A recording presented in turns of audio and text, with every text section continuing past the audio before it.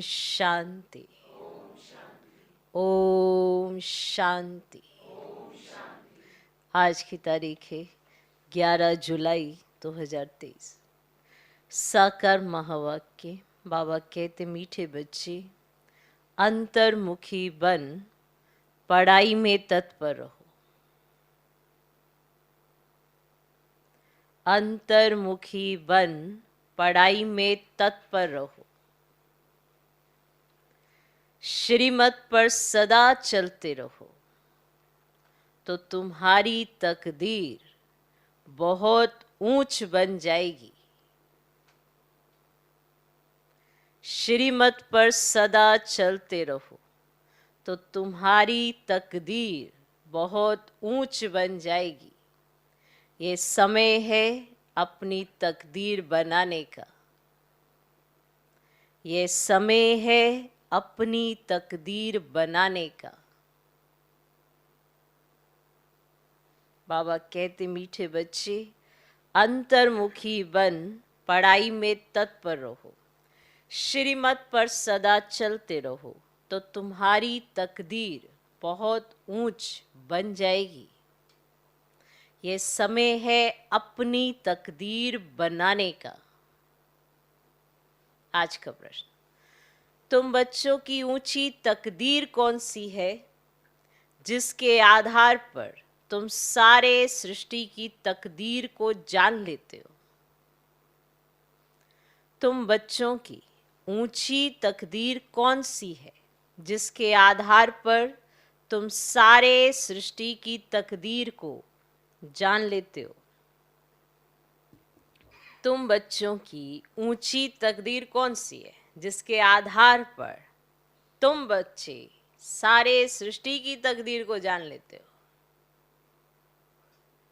उत्तर, स्वदर्शन चक्रधारी बनना। जैसे अपने बारे में जानते हो तो आपके इर्द गिर्द सारी सृष्टि को जान जाते हो ना, कि उनकी तकदीर कैसी है। वो कैसे जानते हो? स्वदर्शन चक्रधारी बनना, यह है सबसे ऊंचे ते ऊंची तकदीर। तुम ब्राह्मण अभी स्वदर्शन चक्रधारी बने हो।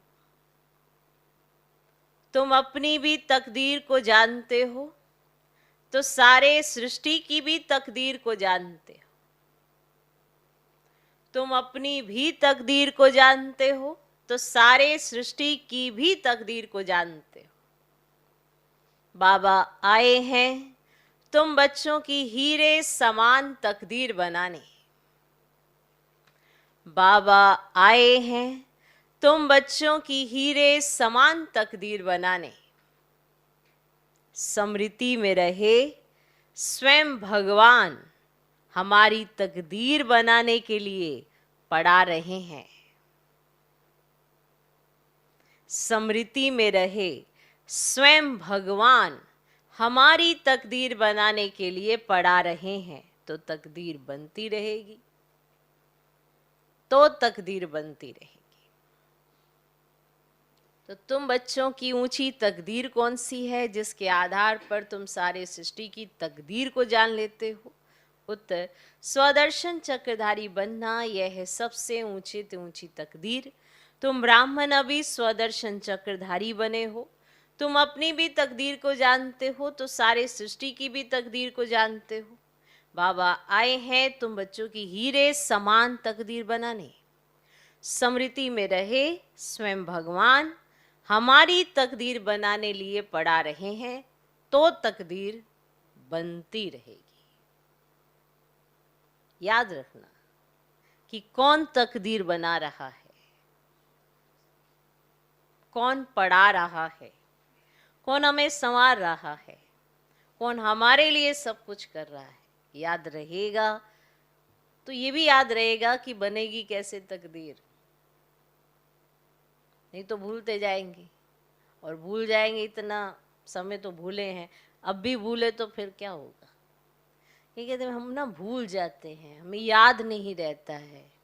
भूलो वो जो भूलने जैसी चीजें हैं। बाप का सिखाया, बाप का पढ़ाया, बाप का समझाया, थोड़ा भूलना है। ऐसा तो है नहीं कि फिर तो व्यर्थ तो चलता ही नहीं होगा, क्योंकि भूल जाते हैं। फिर व्यर्थ क्यों चलता है? इसीलिए कि जो याद रखना चाहते हैं वो भूल जाते हैं, जो नहीं याद रखना चाहते वो याद आ जाता है। अटेंशन की कमी है। अपनी तकदीर बनानी है पर अटेंशन नहीं है। कहते नहीं, अटेंशन रखते रखते टेंशन हो जाता है हमें, इसीलिए हम ना अटेंशन भी कम रखते हैं, कहीं टेंशन ना हो जाए। अटेंशन माना ध्यान रखना। हर चीज़ों का तो ध्यान रखते हो ना, खाने पीने उठने सोने बैठने सब चीज़ों का प्रबंध तो देखते हो ना। तो आत्मा का भी प्रबंध देखो, कैसे उसकी तकदीर बनेगी। तो आज तकदीर समझ में आई, किसने बनाई, कब बनाई, किसने बनवाई। कौन श्रीमत पर चलता अपनी तकदीर जगाता, कौन तकदीर को सुला देता, कौन तकदीर पे लकीर लगा देता। भगवान ने सिलेक्ट किया तुम्हारी तकदीर बनाने के लिए, पर हमने अपनी तकदीर पर लकीर लगाई या तकदीर बनाई, ये सब अपने हाथ में है भाई, और किसी के हाथ में नहीं है। खुद ही बनाना है। भगवान ने तो सिलेक्ट कर लिया, पढ़ा रहे हैं, समझा रहे हैं, अब समझना ना समझना हर एक की अपनी अपनी बुद्धि पर है। ओके, आज का गीत है आने वाले कल की तुम। ओम शांति। बच्चों ने गीत के 2 शब्द सुने, सुनने से ही अपनी तकदीर का नशा चढ़ जाना चाहिए। अब यह है अविनाशी नशा, उतरना नहीं चाहिए। कोई मनुष्य साहूकार पदमपति होते हैं तो उनको रात दिन नशा रहता है। हम बड़े धनवान तकदीरवान हैं, जागीरवान हैं, नशा रहता ना उनको कि हम बड़े धनवान हैं, जागीरवान हैं, नशा चढ़ता है ना संपत्ति का। तो बाप है तकदीर बनाने वाला। अभी तो तकदीर फूटी हुई है, कोड़ी मिसल तकदीर है, वह हीरे मिसल तकदीर है, ये तुम जज कर सकते हो। बेहद का बाप सम्मुख बैठ तकदीर बनाते हैं, सो तुम देखते हो, जानते हो। परम पिता परमात्मा को देखते हो व जानते हो। बच्चे जानते हैं हम आत्मा हैं, भला आत्मा को देखते नहीं हैं, परंतु निश्चय है हम आत्मा है। स्टार मिसल है, भृगुटी के बीच में रहते हैं। इस समय तुम बच्चों को आत्म अभिमानी बनना है। इस देह में रहने वाले को आत्मा देही कहा जाता है। आत्मा को अभिमान है कि हमको परम पिता परमात्मा आकर मिला है। बच्चे बाप के पास जन्म लेते हैं तो वारिस होते हैं, फिर कोई तो पैसे की तकदीर पा लेते हैं, कोई तो कुछ भी नहीं पाते, सिर्फ जन्म ही पाते हैं। कोई तकदीर में कुछ पा लेते हैं, कोई नहीं भी पाते, बस सिर्फ जन्म पाते हैं। कोई कोई हैं जिनके 5-6 बच्चे हैं, नौकरी कम मिलती है, तलब कम मिलती है, तो समझते हमारी तकदीर में यह था। औरों को देखते हैं, उन्हों की तकदीर में कितने महल माड़ियां ताज व तख्त हैं, कंपेयर तो करते हैं ना। मनुष्य के तकदीर की वैरायटी है ना। तो अब तुम अपनी तकदीर को जानते हो कि किस तकदीर के लिए हम पुरुषार्थ कर रहे हैं। कि किसी को कम, किसी को ज्यादा, किसी को ऐसा, किसी को ऐसा, क्या क्या लिखवाया सबने अपनी तकदीर में। मालूम है ना कि पुरुषार्थ कर रहे हैं उस तकदीर के लिए, धन के लिए, सुख के लिए। मनुष्य पुरुषार्थ तो करते ही हैं। धनवान मनुष्य बीमार पड़ते हैं तो अच्छे अच्छे डॉक्टरों की दवाई करते हैं, समझते हैं धन से अच्छी दवाई होगी। तो धन की बात है ना, है ना धन की बात। तुम बड़ी जबरदस्त तकदीर बनाते हो श्रीमत से। बच्चे जानते हैं बाबा ऊंच से ऊंच तकदीर बनाते हैं क्योंकि खुद ऊंच से ऊंच हैं। माना भगवान ऊंचते ऊंच है तो तुम्हारी तकदीर कितनी ऊंच बनाएंगे। अब तुम उनके सम्मुख बैठे हो ना, माँ बाप के घर में बैठे हैं, कोई राजा रानी है तो समझते हैं हमने ऐसे कर्म किए हैं जो राजाई की तकदीर मिली है। अब तुम जानते हो हम जो ये लक्ष्मी नारायण का चित्र देखते हैं, उन्होंने भी जरूर अगले जन्म में तकदीर बनाई है, तभी तो ये जन्म पाया है, तो तकदीर इन्होंने बनाई ना। तुमको ये बुद्धि मिली है। मनुष्यों की बुद्धि में यह नहीं आता कि ये जो लक्ष्मी नारायण है इन्होंने कुछ तो किया होगा ना जो ये लक्ष्मी नारायण बने। उनकी बुद्धि में ये नहीं आता। आपको तो समझ में आया ना कि ये लक्ष्मी नारायण कैसे बने। इतने धनवान मनुष्य हैं, उन्हों को ये तकदीर कैसे मिली। एक दूसरे की तकदीर को देखकर जलन सबको होती है, इसकी तकदीर में ये क्यों, पर ये कैसे भूल जाते हैं कि ये कर्मों से ही तकदीर पाते हैं। तो जलने के बजाय तकदीर बनानी चाहिए ना। और जब बनाने का समय है तब भी जलने में लगा देंगे तो तकदीर बनाएंगे कब। आगे पीछे तो जल ही रहे थे सारे। एक दूसरे की तकदीर से जलन होना, हसद होना, ईर्ष्या होना, द्वेष रखना, कितना होता। पर ये जो तकदीर प्राप्त की है वो किससे प्राप्त की है? लक्ष्मी नारायण ने कैसे प्राप्त की? श्रीमत परमान कर्म करके। तो ऐसे अभी हमें चांस है कि ऐसे कर्म करके हम ये तकदीर बना सकते हैं। डायरेक्ट भगवान से सुन रहे हैं, समझ रहे हैं, बना सकते हैं। मुरली में जो बाबा कहे उसको धारण करके बना सकते हैं। नहीं बना सकते। कर्मों का फल ही तो तकदीर है। तो मनुष्यों की बुद्धि में तो नहीं आता। इतने धनवान मनुष्य हैं, उन्हों को ये तकदीर कैसे मिली? कहेंगे पास्ट जन्म में ऐसे कर्म किए हैं जो इतना धनवान बने हैं। यही सत्य है। कर्मों का फल है ना। गाते भी हैं कर्मों की गति न्यारी है। मनुष्य पास्ट के कर्मों अनुसार ही भोगते हैं। अभी तुम बड़े ते बड़े लक्ष्मी नारायण के तकदीर की भेंट करते हो ना, ऐसे कि ऐसी तकदीर बनाई, ऐसे कर्म किए, भेंट करते हो। ये जो सत्यु के मालिक बने, उन्हों की ऐसी कर्म गति किसने बनाई जो विश्व के मालिक बने, है ना। ऐसी कर्मों की गति, है ना, ऐसी कर्म गति, ऐसा क्या सिखा दिया जो ये विश्व के मालिक बने।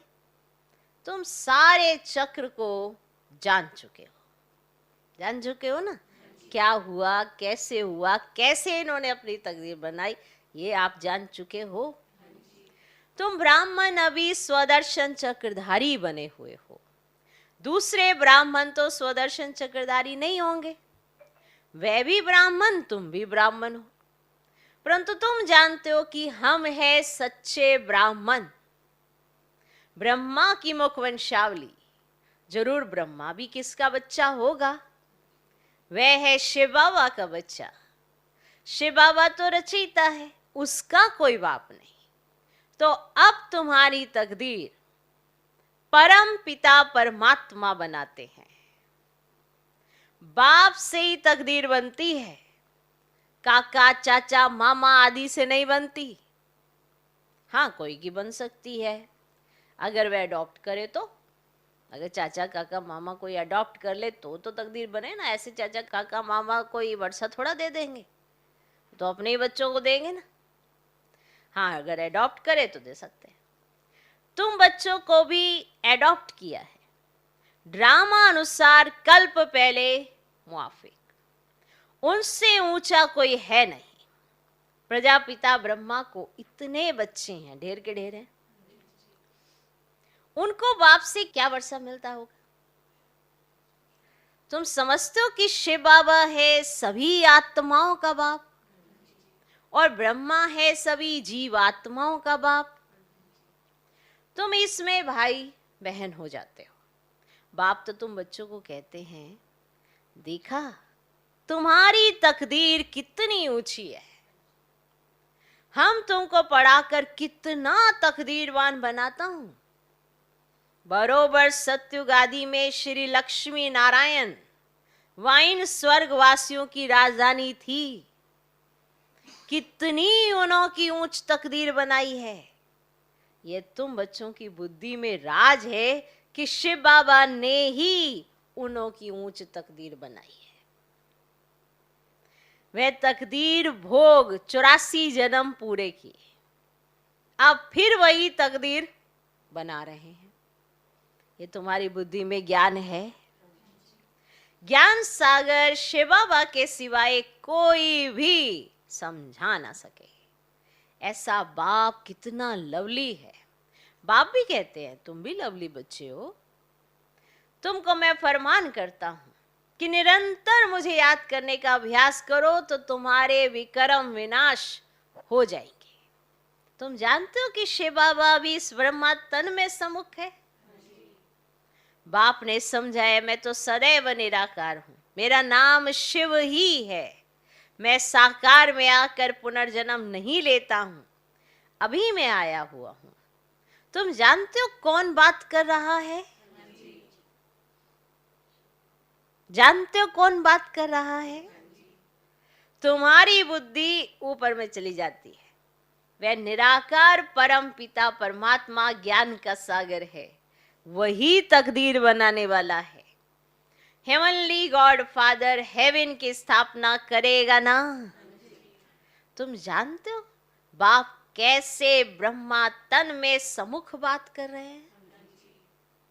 कहते हैं, लाडले बच्चे अब ड्रामा पूरा हुआ। आत्मा सुनती है, आत्मा ही जानती है कि ये यथार्थ बात है। बाप कहते जितना हो सके मुझे याद करो, और सारे सृष्टि चक्र की नॉलेज तुमको ही दी है।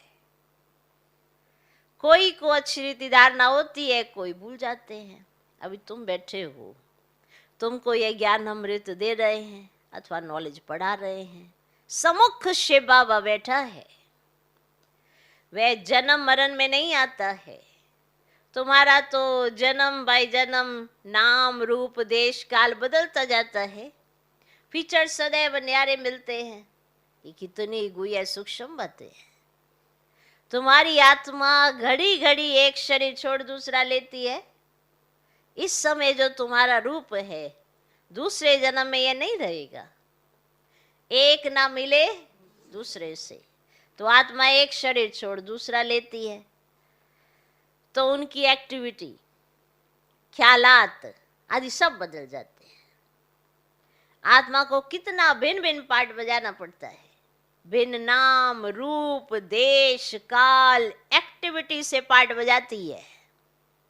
एक्टिविटी भी बदलती रहती है, कभी राजा की, कभी रंक की। ऐसे नहीं कभी कुत्ता बिल्ली भी रहेंगे, ऐसे नहीं कि कभी कुत्ता भी बनेंगे बिल्ली भी बनेंगे, नहीं। अभी तुम जानते हो, भविष्य में प्रिंस प्रिंसेस बनने के लिए पुरुषार्थ करते हैं, मनुष्य से देवता बन रहे हैं। ये मम्मा बाबा भी पुरुषार्थ कर रहे हैं, फिर भविष्य में जाकर लक्ष्मी नारायण बनेंगे। हम भी जितना अपनी तकदीर बनाने के लिए पुरुषार्थ करेंगे, उतना बहुत सुख मिलेगा। कितनी जबरदस्त कमाई है। फिर नहीं कहना इसको ये क्यों मिला, उसको वो क्यों मिला, उसको वो क्यों मिला। अभी कमाई करने का समय है, और यही कमाई वहां प्रारब्ध के रूप में दिखाई देगी। कितनी जबरदस्त कमाई है। अब है तो करके अल्पकाल सुख के लिए पढ़कर इसी जन्म में बैरिस्टर आदि बनेंगे, और दूसरे जन्म की बात ही नहीं। सो भी बने ना बने, हो सकता है। तुम तो समझते हो ना कि हम भविष्य में स्वर्ग में जरूर जाएंगे, समझते हो ये बात। फिर वहां देवी देवता कहलाएंगे। ये कभी भूलना नहीं है।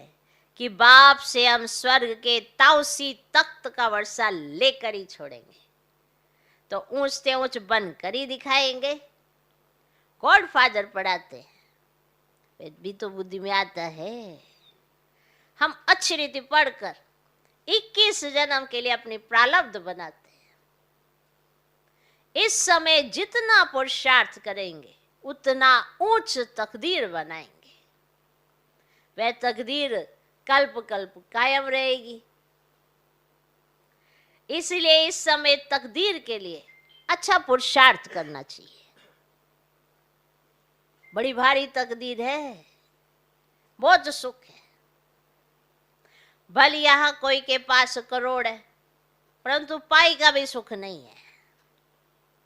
वहां तो बिल्कुल शांति आराम से प्रारब्ध भोगेंगे।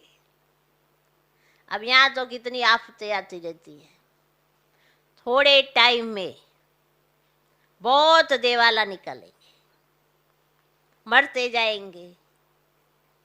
भले इंश्योर करते हैं, परंतु इंश्योरेंस कंपनी भी क्या कर सकेगी। हिरोशिमा का क्या हाल हुआ, कितने आदमी मरे, इंश्योरेंस कंपनी ने भी दिवाला मारा। यहां भी ऐसे ही होगा, सब खत्म हो जाएंगे। इंश्योरेंस वाले किसको पैसा देंगे? कौन एक दो का दीवा जलाएंगे? जब सभी मर रहे हैं तो बताओ कौन एक दो का दीवा जलाएंगे? मनुष्य में अंधविश्वास कितना है। बड़े आदमी का शो करते हैं, ऋषि मुनियों को उनसे भी बड़ा समझते हैं। वह रिलीजन्स को नहीं मानते, परंतु सन्यासियों को नमन जरूर करते होंगे। साधुओं के आगे जाकर दंडवत प्रणाम करेंगे, साधु उनके आगे नहीं करेंगे, क्योंकि समझते हैं ना कि मैं उच्च पवित्र हूं। तो ये बाप तो कहते मेरे लाडले बच्चों, हम बच्चों को नमस्ते करते हैं। देखो कितनी बड़ी बात है और कितनी विशेष बात है, कितना बड़ा अंतर है। वो साधु सन्यासियों के आगे दंडवत प्रणाम करेंगे, साधु सन्यासी उनको नहीं करेंगे। यहाँ डायरेक्ट ऑलमाइटी अथॉरिटी, सबका पिता, परम पिता परमात्मा, वो अपने बच्चों को नमस्ते करते हैं। लाडले बच्चे कहते हैं तुम तो हमारे सिर के मोर हो, तुम विश्व के मालिक बनेंगे। इतना ऊंचा मान देते हैं ना भगवान। ब्रह्मांड के भी तुम मालिक हो। महसूस ही नहीं करोगे तो कैसे? सोचो बाबा हमको नमस्ते करते हैं, क्या है हम? पहले बाबा नमस्ते करते, वो नमस्ते करके दिखाते और कहते तुम तो हमारे सिर के मोर हो, तुम विश्व के मालिक बनेंगे, ब्रह्मांड के भी तुम मालिक हो, तुम डबल मालिक हो। ये देखो भगवान कितना मान दे रहा है। मैं सिंगल सिर्फ ब्रह्मांड का मालिक हूं। देखो शिव बाबा कैसे अपने बच्चों को अपने से भी बड़ा अनुभव कराते। मैं सिंगल सिर्फ ब्रह्मांड का मालिक हूं। ऐसी बातें सिवाय बाप की कोई समझा ना सके। तो ऐसे बाप को तो कितना याद करना चाहिए जिससे ऐसा वर्षा मिलता है। बाप कहते देखो कितने बच्चे यहां से होकर जाते हैं, फिर 6 मास में भी बाप को मुश्किल पत्र लिखते हैं। अरे प्राण देने वाले प्राणों से प्यारे बाप को पत्र नहीं लिखते? स्त्री पुरुष एक दो को चिट्ठी लिखते हैं तो कहते हैं प्राणेश्वर फलाना, है ना। वास्तव में तो वह कोई प्राणेश्वर तो है नहीं। प्राणेश्वर तो एक ही बाप है। सभी प्राणों का ईश्वर बाप एक है। बाप कहते हैं प्राणेश्वर बच्चे, अर्थात प्राण बचाने वाले ईश्वर के बच्चे, जिन्होंने अपने प्राण बचा लिए। बच्चे भी कहते हैं प्राणेश्वर बाबा, हमारे प्राण बचाने वाले बाबा, अब यहां से ही यह नाम निकला हुआ है। भारत में ही ऐसे प्राणेश्वर प्राणेश्वरी लिखते हैं, परंतु है नहीं। प्राणों का दान तो बाप ही देते हैं। तो बाप कहते हैं तुम मेरे बनते हो तो फिर तुमको कोई दुख दे नहीं सकते। तुम मेरे बन गए ना, तुमको अब कोई दुख नहीं दे सकते। आत्मा कोई दुख मिलता है, आत्मा फील करती है। बाप कितना प्यार से समझाते हैं, माना हम बाबा के बन गए, अब तुम्हें कोई दुख नहीं दे सकता, तुम्हें कोई दुख ही नहीं कर सकता, क्योंकि तुमने समझ लिया ना कि आत्मा कौन है, परमात्मा कौन है, ये वर्ल्ड ड्रामा क्या है। तुम दुखी कैसे होंगे? कोई तुमको दुख ही नहीं दे सकता। वो तुमको दुख देने वाली बात कहेगा, तुम उसको सुख में बदल सकते हो। तुम्हारा चिंतन कितना श्रेष्ठ बना दिया। तो ये आत्मा ही फील करती ना, बाप कितना प्यार से समझाते हैं। याद भी उनको करती है, महिमा करती है। कौन? आत्मा। मम्मा को भी कितना याद करते, जो बहुतों की अच्छी सर्विस करते हैं, उनको कितना उच्च मर्तबा मिलता है। फिर उसके बाद सेकंड नंबर में जो सर्विस में बाबा को फॉलो करते हैं। तुम्हें बहुत रहम दिल बनना है, जैसे बाबा ने हमको बनाया है, हम फिर औरों को बनावें। कितनी बड़ी प्रॉपर्टी की प्राप्ति है, स्वर्ग की राजधानी। वहां हम कितने साहूकार रहते हैं, इतने साहूकार, इतने साहूकार, जो सोने हीरो के महल बनाएंगे। एक माया मच्छंदर का खेल भी दिखाते हैं ना, उसने देखा सोने की ईंटें पड़ी हैं, थोड़ी ले जाते हैं नीचे, क्योंकि नीचे तो मिट्टी की हैं, तो सोचा सोने की है तो ले जाते हैं, थोड़ी ले जाए। तुम साक्षात्कार में स्वर्ग में हीरे जवाहरातों के महल देखते हो, सोने की खानियां देखते हो, तो समझते हो थोड़ा ले जाए। अब सूक्ष्म वतन में सोना नहीं मिलता, सोना तो बैकुंठ में रहता है। तुम जानते हो वहां खानियों से हम विमानों में जाकर सोना भरकर ले आएंगे, खानियों से भरेंगे विमानों में और फिर वो सोना ले आएंगे। सोने की बड़ी बड़ी ईंटें भी होती है। अभी भी बड़ों बड़ों के पास सोना तो पड़ा है ना। भारत को सोना चांदी तो जरूर रखना है। सबके पास बड़ी बड़ी गुफाएं बनी हुई हैं, जहां कोई लूट फूट कर ना सके, ताकि लूट फूट ना सके ना, तो आग जला ना सके। तो वह सब भविष्य में तुम्हारे हाथ आ जाएगा। मानो उन्होंने खानियां भरी हुई हैं, ऐसे ऐसे गोदाम रखे हुए हैं जो किसी की नजर ना पड़े, कोई लूट फूट ना सके और आग जला ना सके, ऐसे ऐसे स्थान बनाए हैं। तो वह सब भविष्य में तुम्हारे पास हाथ में आ जाएगा। जिन एरोप्लेन आदि द्वारा अभी बॉम्ब्स आदि गिराते हैं विनाश के लिए, वही चीजें फिर सुख के लिए निमित्त बन जाएंगी। सतयुग में यह सब थी, फिर प्रायलोप हो गई, अब फिर बनी है।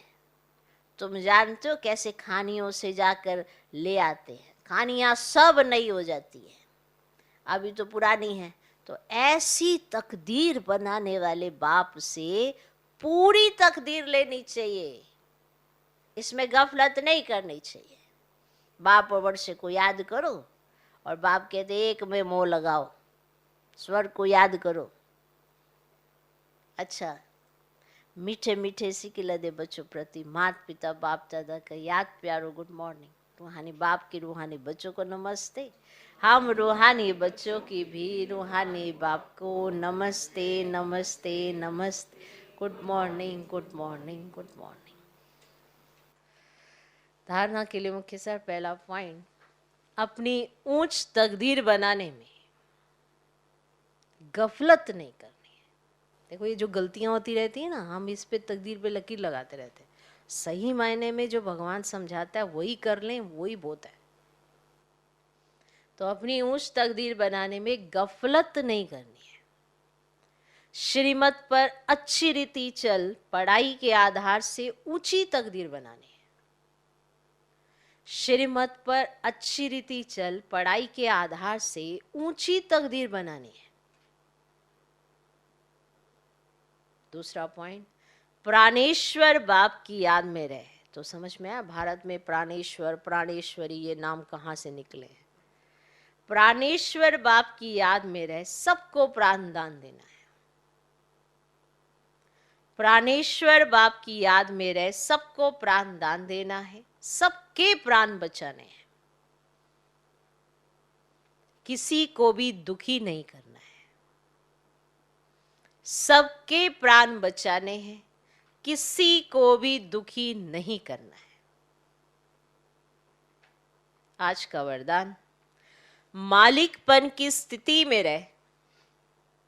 ध्यान से सुनना आज का वरदान, मालिकपन की स्थिति में रहे, प्रकृति द्वारा सहयोग की माला पहनने वाले, प्रकृति जीत भव। मालिकपन की स्थिति में रहे, प्रकृति द्वारा सहयोग की माला पहनने वाले, प्रकृति जीत भव। प्रकृति आप मालिकों का अब से आह्वान कर रही है। चारों ओर प्रकृति के तत्व हलचल करेंगे, लेकिन जहां आप प्रकृति के मालिक होंगे, वहां प्रकृति दासी बन सेवा करेगी। सिर्फ आप प्रकृति जीत बन जाओ तो प्रकृति सहयोग की माला पहनाएगी। जहां आप प्रकृति जीत ब्राह्मणों का पांव होगा, स्थान होगा, वहां कोई नुकसान नहीं हो सकता। तूफान आएगा, धरनी हिलेगी, लेकिन बाहर सूली होगी और यहां कांटा। सभी आपके तरफ स्थूल सूक्ष्म सहारा लेने के लिए भागेंगे, चाहे स्थूल सहारा चाहे सूक्ष्म, क्योंकि आपका जो मनोबल होगा, आत्मविश्वास होगा, परमात्मा पर निश्चय होगा, उसके आधार पर जो आपने जीवन जिया होगा, तो ये प्रकृति, जब प्रकृति हलचल में होगी तो चारों तरफ बाहर सूली होगा और यहाँ कांटा। माना हल्का सा प्रभाव, और उस प्रभाव में भी बाप की याद, एकदम सेफ। समझा? तो जो सिचुएशन कई बार बाहर खराब होती है तो कहा जाता है कि अभी उस बाहर की सिचुएशन में नहीं जाना, हमारे ये काम है, हमारे ये काम है।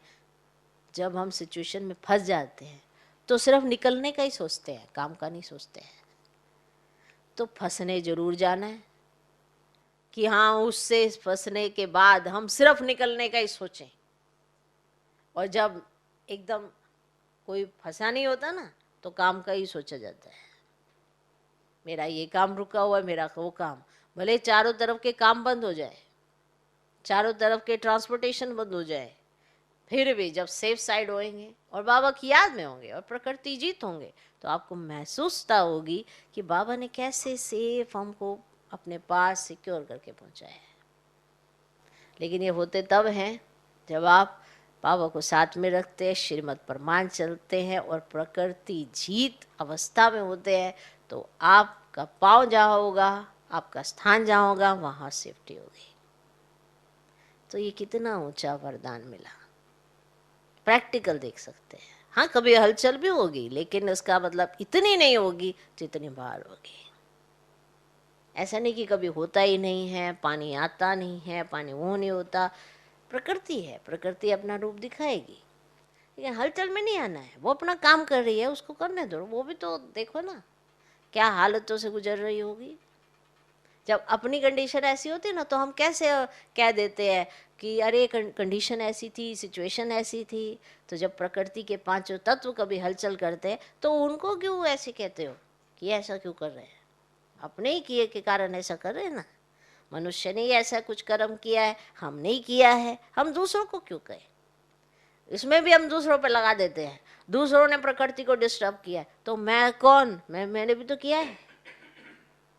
प्रकृति जीत वो बनता है जो अपने को भी जिम्मेवार समझता है, ये नहीं कि दूसरों के ऊपर ही उंगली उठाते रहे, इन्होंने पेड़ काटे, इन्होंने ये कर दिया, इन्होंने ये कर दिया, उन्होंने ये कर दी। मैंने क्या किया? मैंने भी तो संकल्प चलाए, मैंने भी तो वाइब्रेशन खराब किए, मैंने भी तो वायुमंडल में कैसी कैसी नेगेटिविटी फैलाई है, कैसे कैसे कर्म किए हैं जिसकी वजह से ऐसा हुआ है। तो प्रकृति को जीतोगे तब जब प्रकृति को समझोगे। किसी को भी जीतना है तो समझना तो पड़ता है ना। नहीं, बाबा हमको जानता है, समझता है, तब तो बाबा देखो सबका दिल जीत देता है। अगर आपको भी जीतना है तो आप भी ऐसा करो। तो प्रकृति को, माया को, इन सबको जीतना है ना, तभी तो प्रकृति जीत बनेंगे। तो प्रकृति जीत कौन? बाबा के बच्चे। बाबा के बच्चों का जहाँ पाँव होगा, स्थान होगा, वहाँ कोई नुकसान नहीं हो सकता। हाँ भले होगा, उसमें भी ये नहीं सोचना ये क्यों हो रहा है, सोचो तो सही। प्रकृति है ना, सबसे ज्यादा फास्ट मैसेज रिसीवर है वो, और कोई मैसेज इतनी जल्दी कैश नहीं करता, आपका ये व्हाट्सएप भी नहीं भेज सकता जितना जल्दी मैसेज आप प्रकृति को भेजते हो। क्योंकि सबसे ज्यादा नजदीक आत्मा के प्रकृति, ये 5 तत्वों का ये जो आभूषण लेके घूमे जा रहे हो, इसके आधार पर ही तो प्रकृति टच करती है ना। आप बाहर ठंडी होती है तो सबसे पहले आपको पता पड़ता है कि ठंडी हो गई है, उसके लिए बाहर निकलने की भी जरूरत नहीं है। कि ये नहीं कि बाहर मैदान में जाके खड़े हो, ठंडी हो रही है क्या, अंदर कमरे में ही पता चल जाता है। वंडरफुल है। तो प्रकृति आप मालिकों का अब से आह्वान कर रही है। चारों ओर प्रकृति के तत्व हलचल करेंगे, लेकिन जहाँ आप प्रकृति के मालिक होंगे वहाँ प्रकृति दासी बन सेवा करेगी। सिर्फ आप प्रकृति जीत बन जाओ तो प्रकृति सहयोग की माला पहनाएगी। जहाँ आप प्रकृति जीत ब्राह्मणों का पांव होगा, स्थान होगा, वहाँ कोई भी नुकसान नहीं हो सकता। तूफान आएगा, धरनी हिलेगी, लेकिन बाहर सूली होगा और यहाँ कांटा। सभी आपके तरफ स्थूल सूक्ष्म सहारा लेने के लिए भागेंगे।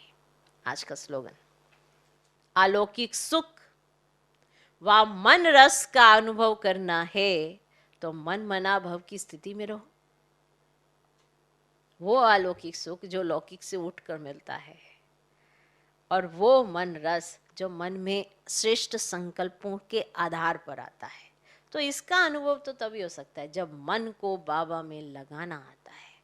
मन मना भव माना मन को बाप की याद में इतना समा दो कि मन श्रेष्ठ संकल्पों के अलावा कोई और संकल्प ही ना करे।